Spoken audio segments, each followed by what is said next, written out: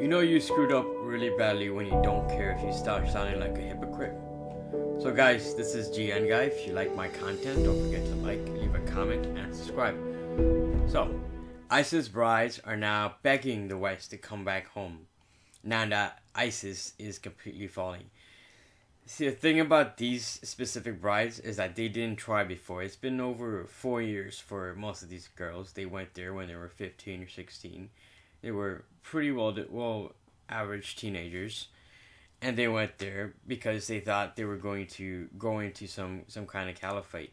Even at that young age, you understand. You kind of have a grasp of the world, and you know what you're gonna get into when you join ISIS. So this girl right here, Shamina Begum, she's now regretting her decisions a bit. So she was recently stripped of her UK citizenship because she went to join ISIS. And what does she do? She says it's unjust. So her parents were given a letter stating that, hey, you know your daughter went over there, and the UK government sees fit to strip your daughter of her citizenship. Now her family is definitely not happy with that. Of course, you know, you're a father and you definitely want your daughter to come home. But I hope she stays there, and I hope she stays in ISIS. They didn't take her citizenship away for nothing. She did it herself. She decided to sleep with the enemy, join an adversarial force to fight against the West. She definitely helped commit a lot of atrocities. She didn't do it firsthand, but she definitely gave these terrorists support by doing their laundry, helping, just giving them more time to commit these atrocities. He did the laundry, took care of the kids, and gave them a security net. Hey, you might die, but, we'll take care of your kids. And that's the main thing that I have against her. She's helping the enemy propagate children. And the enemy, the United States or the UK or any country in the West should not be doing anything to propagate these people and the kids of these fighters. It's kind of shitty to say it, but I'm not telling you to go bomb these kids. Just we don't want any responsibility for them. I don't want the West cucked by the kids of these ISIS fighters. I don't want my taxpayers paying for their freaking Cheerios and whatnot. She already made her decision, and I think her children should suffer, should have the consequences. She already made the decision for her children. It sucks, but that's the reality of it. But on a different note, we should definitely take into account what the legal ramifications are. If we carte blanche, just throw her in the winds, make her a non-citizen, just like that, there should be some due process to doing that. There should be some valid justification, and it should be thrown in the ringer. What I'm saying is that you should definitely give her a due process. Even though she's not here, you should give her a way for just to. You don't want to do it on a whim. You don't want to give the government or the state that authority, because it could be wielded against you at any time. And as a principle, we should give her not the benefit of the doubt, but due process. Yeah. Schadenfreude, it's good Schadenfreude seeing these terrorists have their comeuppance, especially these girls who went from the West to, join these ISIS fighters, trying to have their kids. Now, they're such, look at this pathetic attempt that she's doing. It's absolutely pathetic. She's begging her enemies, hey, I had this ISIS fighter's kid, but, I want to come back. It reminds me of how the Allies treated the French women who were sleeping with the Germans. They, after the victory, after the Allies rolled over, they shaved these women's heads, and I think they put they poured some stuff on them, and they were shamed. Even in Germany, these SS officers' kids, right now what they're doing is they're sterilizing themselves out of shame and guilt over what their parents did. The Lebensborn children are sterilizing themselves. This is so, it is so, pathetic. See, it's gonna affect them. And the only way I would want these, I would allow their children to come back. At this point, she doesn't come back. I don't want her to come back. She's a threat. that her children come back is that they're raised by some random family that doesn't know where these kids are from. I don't even want that. That's the only way I would That's the only way I would justify the kids even coming back. If you want the kids to come back, and that's, you could make a case about that.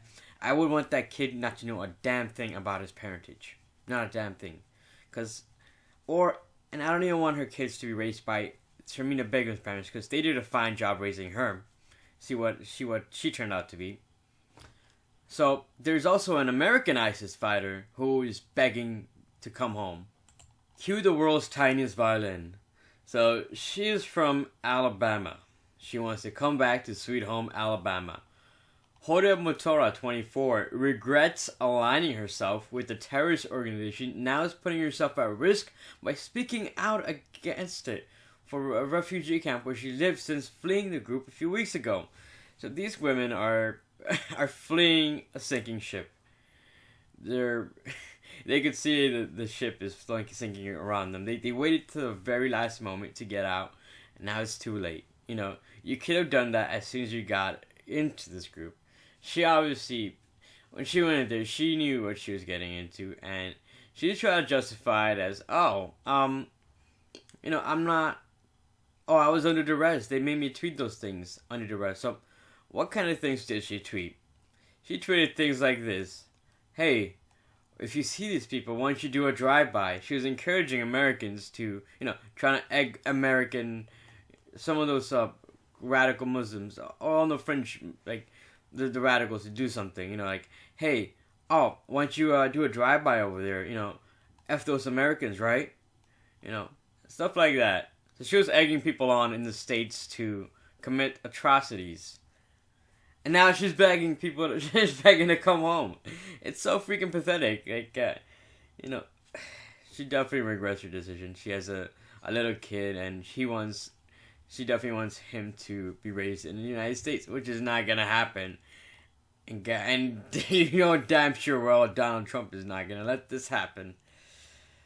Mutata, who dodged sniper fire and roadside bombs to escape, is ready to pay a penalty for actions but wants freedom and safety over an 18-month-old son had. And one of the ISIS fighters said, like I said before, you do not get to raise these kids in the West. You should not be able to raise these kids in the West. That kid is way too old to.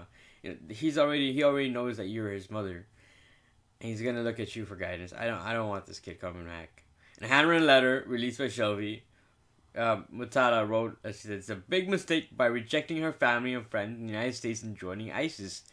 During my many years in Syria, I have experienced way of life and terrible effects of war would change me. You made the decision, buddy. You're staying there. After fleeing her home in suburban Birmingham in 2014, resurfacing in Syria, Mutata used social media to advocate for violence against the United States. In a letter, Mutata wrote that she did not understand the importance of freedoms provided by the United States at that time. To say, I regret my past words, any pains it caused my family and my concerns, I would cause my country. My country? Are you kidding me? Your country, you're a stateless individual now. Your state ISIS is completely destroyed. There's one photo of her. She was big on Twitter. She had it was her and a bunch of other Western women, and they had their passports, and we're gonna make a bonfire. You know what? That tweet is coming to haunt her now. Has valuable intelligence on U.S. forces, but said the FBI didn't seem interested in retrieving her from a refugee camp where she's living with her son. A Justice Department spokesperson referred a question to the State Department, which did not immediately return an email seeking a comment. Tada's father, who welcomed the woman back, Shelby, said she is not speaking terms with their mother. Ashfaq Tafriqi is known by Mutada's family and president of the Birmingham Islamic Society, and the woman is value research in teaching young people about the dangers of online radicalization and allowing the return of the United States. Now, here's the thing. Most people can be radicalized online. You see this with the social justice people, and you see some with some of these right wingers.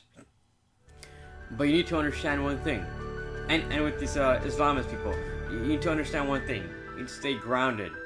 Online is not reality. It's an echo chamber. And most times you're gonna that's how these social media networks work. They're basically echo chambers. They're conducive. They're gonna put you up with people. They're gonna connect you with people that have similar mindsets, similar beliefs, and it's gonna propagate that echo chamber mentality. Your key is to break that mentality and go and seek knowledge elsewhere. Challenge yourself. So guys, if you like my content, don't forget to like, leave a comment, and subscribe. Thanks for listening, guys.